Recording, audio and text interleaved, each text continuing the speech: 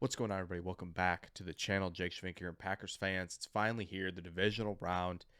Feels like forever since they've taken the field, and it's exciting to see that on Saturday night against the Niners. And with playoff season here, it's really about fine-tuning things on the offense and defensive sides of the ball and really preparing for your opponent. Obviously, Matt LaFleur said, they've already been preparing for the 49ers. It's a little dig at Mike McCarthy maybe, but it should be fun. The playoffs, it's all about that fine tune. Like I said, it's all about finding matchups that you like and really trying to exploit weaknesses and getting your players into the best position possible to execute and succeed. So, with that said, the playoffs are going to be such a survive and advance. It's going to be tough again this year for the Packers to do so. That's always how it goes. But, home field, it feels pretty good. But we're going to go through some X factors here on the Packers for the playoffs. And it go through about 6 and add a bonus guy in there late if he's activated when you're seeing this on Friday. So let's start with the tight end position. I got 2 names here, obviously, and I think it's an important position. The Packers utilize a lot. Obviously, no Robert Tonyan. It has hurt a little bit, but obviously guys stepped up, and Josiah DeGuara is one of them. Obviously, the Packers drafted this guy in the 3rd round in 2020. Really wanted him to be in that H role as well as in line in that Y role, and he's done that. He's a good blocker, obviously a good receiver, runs a decent route tree, has enough functional athleticism. That's what they saw in him to draft him in the 3rd round, to maybe some Packers fans' chagrin. But what he is going to do is he's going to be helpful as that extra guy when you're going to load it up. A.J. Dillon up the gut, pick up key yardage. He's going to help you there. He's going to help you in the passing game. Another guy you have to, be responsible for over the middle of the field, and a guy who I think can still stretch it up the seam just a little bit as well. So I think there's a chance that you see, if the Packers get into more 12, that DeGuara plays a bigger role, and we'll see if it's against the Niners or we'll see if it's down the road should they make it that far. Tyler Davis is another one that I'm going to include here for sure, just because, again, a guy who's been on the practice squad for a long time finally gets elevated to the roster this season because of a need, and like DeGuara has done multiple things for the offense. He's a guy who can stretch the seam as well, when the Packers want to get aggressive, get the ball down the field. And again, another functional blocker up front when, the Packers are going to run the ball. It's January. It's going to happen. Aaron Jones, A.J. Dillon, hopefully Jones is healthy and ready to go, not too banged up at all.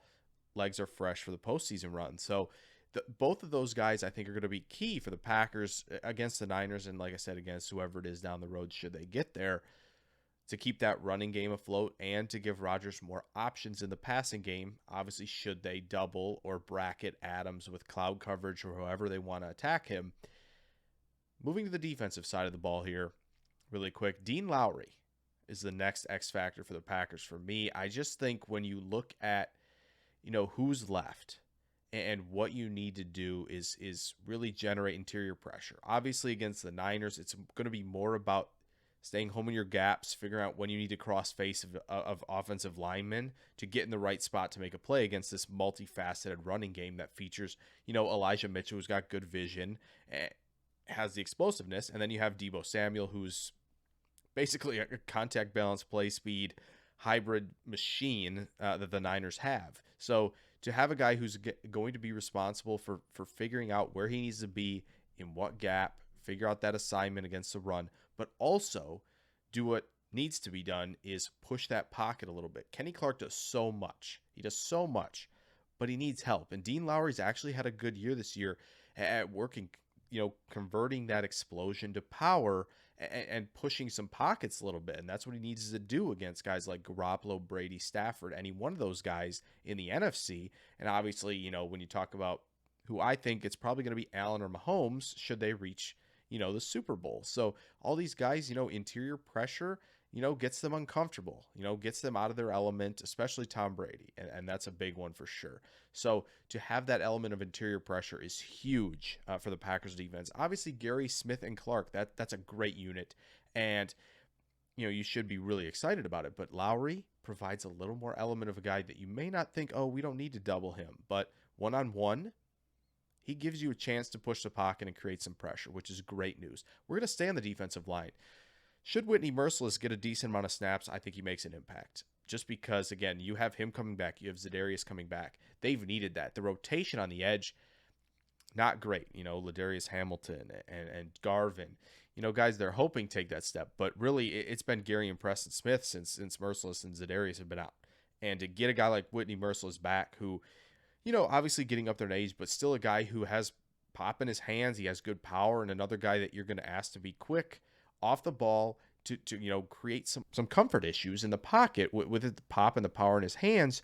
You're not going to really ask him to be bendy speed rush around the edge or anything like that, but just to, again, against that quick passing game, get his hands up, generate a little shock to the tackles, just his fresh legs in the playoffs, which will be key. You get in that third and fourth quarter, you need some fresh legs. You need to still push the pocket, and that's something I think Merciless will do in that limited role that he provides. And so moving on once again here back to the offensive side of the ball, I'm going to go with Lucas Patrick, a guy who, again, has done great filling in where he needs to fill in, whether it be at guard, whether it be at center when Myers was out. He really solidified that position and made things, again, comfortable. Big word for Aaron Rodgers down the stretch in November, December. So that was really good that he can do that. I'm thinking he slides into right guard.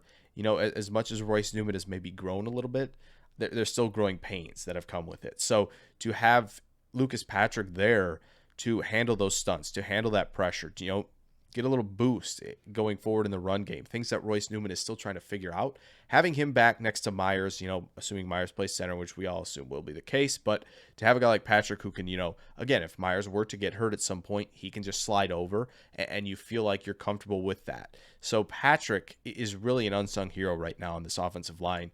Obviously with Bakhtiari missing time, Jenkins done for the year, and Turner finally coming back. Really, Patrick has been really the stalwart, the cornerstone on this offensive line so far this season. So it's good to have him for the playoffs. Hopefully he doesn't need to move spots, but if he does, he's the man for the job. Moving back over to defense, Darnell Savage. And when you look at the Packers defense, the front looks good. Linebackers, obviously Campbell's been playing great. And, with Jair coming back, you've got Alexander and Douglas and Stokes, and of course King as well at corner. And Amos has been really the steady guy in the back end. But Savage, 2 interceptions, 9 passes defense this year. A guy who's really talked about finishing when it comes to turnovers.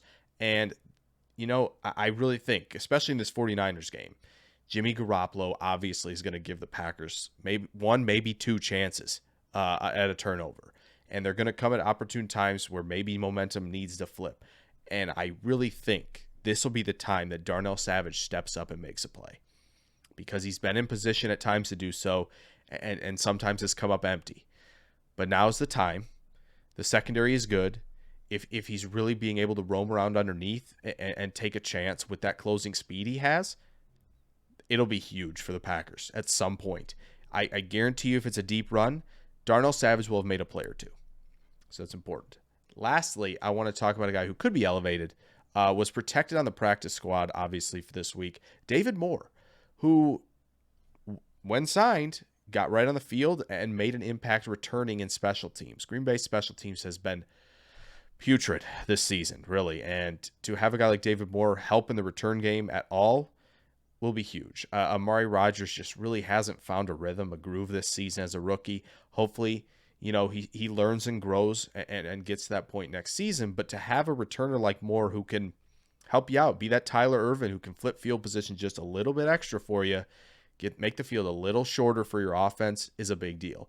And if the Packers can get anything, blocking wise and returning wise on special teams right, give David Moore a chance, some big returns could come of it. I'm not saying he's going to return anything for a touchdown, but to get the ball up near midfield maybe a couple times will be huge for that offense. Give him some confidence, give him a shorter field.